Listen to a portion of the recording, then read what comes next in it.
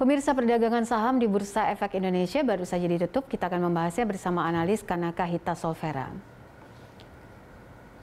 Ya, IHSG awal pekan ditutup melemah di level 6.550. Untuk membahas prospek IHSG di bulan November ini, kami sudah bersama dengan Jansen Nasrial, SVP Research Kanaka Hita Solvera. Pak Jansen, hari ini akhirnya IHSG awal pekan di awal November justru tidak mampu rebound gitu ya, kalau kita lihat dengan perbandingannya di pekan lalu di Jumat tuh di angka 6.564 atau terkoreksi sekitar 0,41%.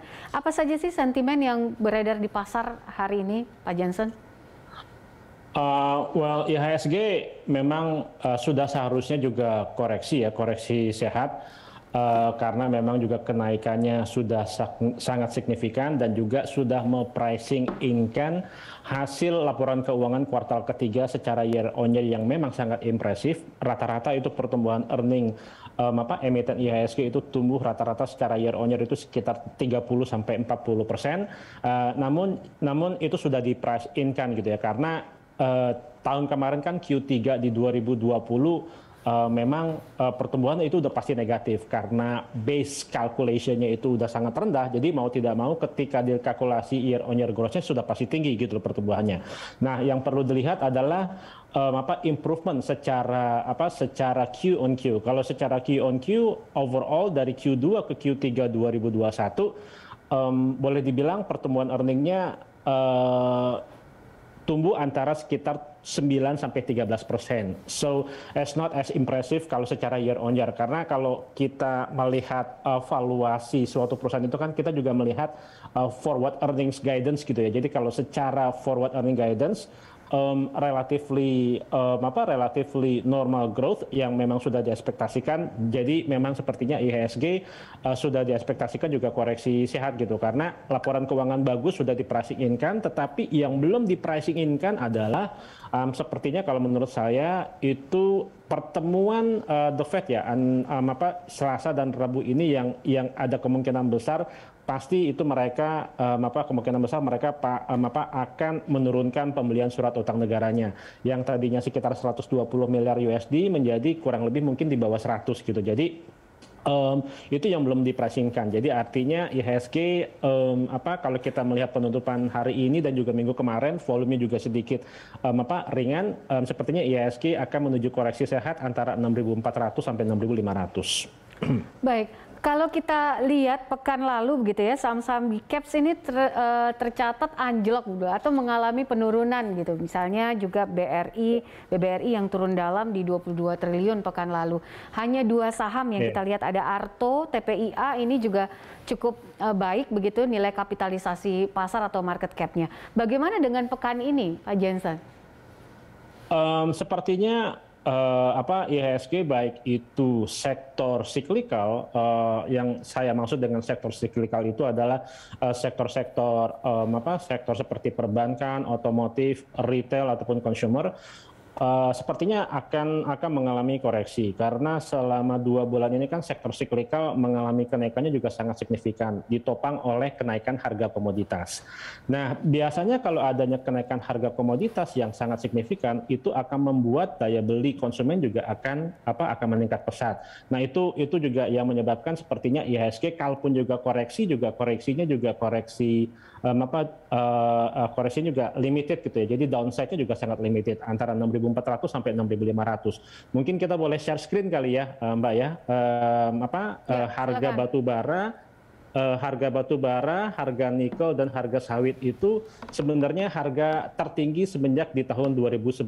Nah, akibatnya meskipun IHSG koreksi sehat di pekan ini, mungkin dalam 2 hari 3 hari ini pasca pengumuman tapering dari The Fed, tetapi IHSG tendensinya adalah inflow masih positif gitu ya. Bahkan untuk ASEAN, negara Asia Tenggara, senegara Asia Tenggara, Indonesia itu inflow-nya masih positif dan yang lainnya itu masih negatif. Nah, jadi sepertinya dengan adanya kenaikan harga komoditas ini impact-nya justru positif bagi pertumbuhan GDP Indonesia yang membuat investor asing itu masih net inflow gitu. Jadi sejauh ini asing sudah net inflow sekitar 1,9 sampai sekitar 2,2 miliar US dollar. Sementara Malaysia, Thailand dan Filipina itu masih mencatatkan outflow ya dibandingkan dengan Indonesia.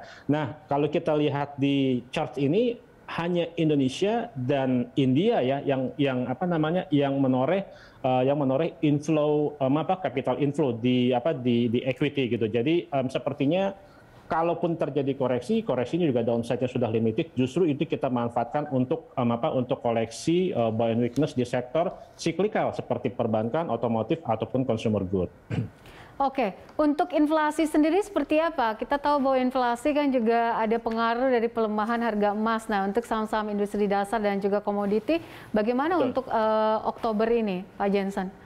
Betul, it's actually good kalau misalnya justru inflasi naik. Yang tidak bagus itu adalah inflasi turun gitu. Jadi artinya there is an improvement in terms of demand. So kalaupun juga inflasi naik, inflasinya naiknya juga tidak melebihi 2% kan. Sejauh ini masih di 1,6 sampai 1,7%.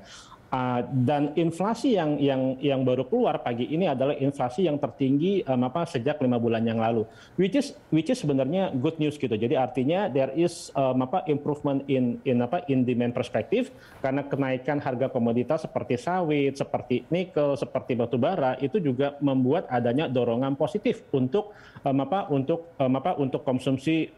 konsumsi rumah tangga. So it's a good news actually sebenarnya inflasi tertinggi sejak 5 bulan yang lalu dan namun despite that karena juga sudah di price in-kan pertumbuhan earning yang sangat bagus, memang sudah saatnya untuk IHSG koreksi karena memang Selasa dan Rabu ini investor masih menunggu kira-kira sebesar berapa sih tapering itu akan terjadi dan juga masih menunggu forward guidance dari The Fed tahun depan itu kira-kira di bulan berapa The Fed akan menaikkan suku bunga, which is artinya itu kalau adanya kenaikan suku bunga itu sebenarnya bad news ya untuk sektor teknologi karena biasanya sektor teknologi itu sangat tergantung kepada cost of fund yang rendah. Jadi ketika terjadi tapering ataupun kenaikan suku bunga itu biasanya akan terjadi koreksi untuk sektor teknologi. Namun demikian itu adalah good news gitu loh untuk sektor perbankan karena suku bunga naik biasanya net interest marginnya akan naik. So artinya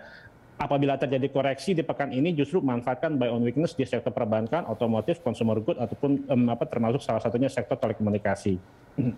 Baik, ini kita lihat ada Mitratel ya kabarnya akan IPO ya. Ini Pak Jensen, apakah sentimen ini memicu aksi jual dan rotasi saham mungkin? Not necessarily sih. Sebenarnya justru ada alternatif saham pilihan gitu ya. Jadi saham Mitratel ini kan termasuk di kategori saham telekomunikasi ya providing infrastruktur untuk telekomunikasi. Apalagi teknologi informasi di Indonesia itu still ruang untuk growth-nya itu masih tinggi karena pasca pandemik ini mau tidak mau perusahaan juga akan akselerasi untuk adaptasi digital gitu ya, proses digital. So artinya belum tentu juga itu akan ada pelemahan, tetapi justru malah adanya alternatif gitu ya, alternatif sektor ya, let's say misalnya sektor teknologi itu mengalami pelemahan, tetapi masih bisa juga masuk untuk di sektor basic infrastruktur untuk sektor teknologi karena Mitratel kan juga merupakan salah satu sektor basic infra untuk sektor telekomunikasi. So artinya still provide investor untuk alternatif stock selection gitu untuk investor. Baik. Kalau kita lihat di 2022 ini kan juga banyak sekali event internasional yang akan ada di Indonesia begitu ya. Kita tahu ada KTT G20, kemudian juga ada COP untuk lingkungan, beberapa diantaranya soal itu dan juga ada event bulu tangkis. Bagaimana pengaruhnya terhadap lantai bursa kita dengan event-event internasional ini dan apa bargain position yang bisa ditawarkan? I'm not sure kalau GOP itu I'm not sure kalau G20 itu G20 event akan mempengaruhi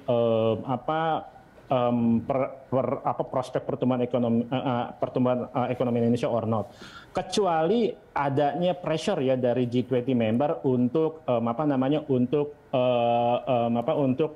ekonomi untuk energi terbarukan, renewable energy, which is artinya bad news untuk kelapa sawit ataupun batu bara. Tetapi permasalahannya adalah sekarang dunia untuk 1 tahun 2 tahun ke depan itu lagi mengalami krisis energi. So hopefully it's not gonna be bad news kalau misalnya ada pressure dari G20 member untuk segera fokus kembali kepada energi terbarukan, faktor environment wise gitu. Jadi that's bad news actually sebenarnya buat IHSG. Tetapi saya rasa kemungkinan besar tidak ada pressure ya, karena memang sekarang di dunia itu lagi ada krisis energi di Inggris, krisis energi di Jerman, krisis energi juga di China. So hopefully doesn't have any impact. Jadi hopefully juga kenaikan harga komoditas masih berlanjut hingga setidaknya 1 sampai 1,5 tahun ke depan, karena memang faktor supply juga lagi mengalami supply shock. So which is artinya good news buat perekonomian Indonesia. So despite hasil dari G20,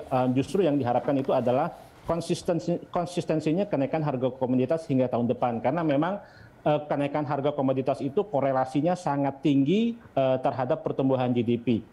Kenaikan harga komoditas naik, inflasi naik, which is good, artinya ada improvement di demand, dan juga adanya improvement di household consumption, artinya bagus juga untuk pertumbuhan kinerja emiten. Jadi yang kita harapkan justru adalah kenaikan harga komoditas despite hasil dari G20 event nanti. Gitu. Baik. Untuk prediksi esok seperti apa Pak rekomendasinya untuk saham-saham teknologi dan juga keuangan kita, dan apakah kita akan mampu rebound? Ya, sepertinya kalau misalnya menunggu wanti-wanti The Fed ya, hasil The Fed apakah tapering ataupun akan menaikkan suku bunga, sepertinya is a bad news buat sektor teknologi, baik itu misalnya MTech ataupun Bukalapak ya. Jadi artinya untuk sementara kita netral ya kalau untuk sektor teknologi. Tetapi apabila terjadi koreksi di sektor perbankan, di sektor consumer, misalnya Bank BRI boleh itu buy and weakness di level-level 3.800 dengan target price di 4.700. Apabila koreksi di saham otomotif seperti Astra di level-level antara 5.800 dan target price masih cukup jauh 7.100, dan juga misalnya ada koreksi di kelapa sawit seperti saham LSIP buy on weakness di level 1.250, target price masih jauh di 1.700. Justru kita koleksi di sektor-sektor siklikal tersebut. Jadi untuk sementara kita sideline untuk sektor teknologi, karena memang antisipasi kapan menunggu kenaikan suku bunganya dan kira-kira seberapa banyakkah itu akan terjadi tapering. Baik, Pak Jensen terima kasih untuk waktu dan juga analisanya.